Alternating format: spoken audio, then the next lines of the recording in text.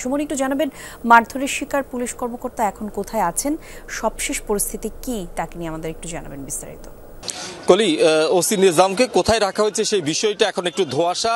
সাধারণ যারা ছাত্র জনতা রয়েছেন তারা কিন্তু পাঁচলাইশ থানার সামনে অপেক্ষমান এবং তারা কিন্তু এখানে বিক্ষোভও করেছেন। আমরা দেখেছি যখন ছাত্র জনতা কিংবা সাধারণ মানুষ ওসি নিজামকে যখন আসলে মারধর করে পুলিশে সোপর্দ করেছে, তখন পুলিশের একটি গাড়ি, যদিও বা পাঁচলাইশ যে পাসপোর্ট অফিস সেটি পাঁচলাইশ থানার অন্তর্গত, সাধারণ যারা মানুষ রয়েছেন যারা তার ভুক্তভোগী হয়েছেন তার নির্যাতনে, তারা কিন্তু সবাই তাকে যখন আটক করা হয়েছে এই খবর শুনে কিন্তু সবাই পাঁচলাইশ থানায় এসে জড়ো হয়েছেন। যদিও বা এখনো পর্যন্ত পুলিশের পক্ষ থেকে বলা হচ্ছে তাকে পাঁচলাইশ থানায় রাখা হয়নি, তবে ছাত্র জনতা যারা এখানে রয়েছেন তারা আসলে বলছেন যে তাকে পাঁচলাইশ থানায় রাখা হয়েছে। যদিও বা এটি একটি কৌশল হতে পারে, যেহেতু এখানে ছাত্র জনতা অবস্থান নিয়েছে, সেক্ষেত্রে এখানে উত্তেজনা কমাতেই আসলে মূলত এই বিষয়টি হয়েছে। বিকেল 3টায় তাকে আসলে ছাত্র জনতা, বিশেষ করে বিএনপি নেতা কর্মীরা তাকে পাঁচলাইশ পাসপোর্ট অফিসে তাকে চিনতে পেরে তাকে মারধর করে পরবর্তী পুলিশে তাকে সোপর্দ করে।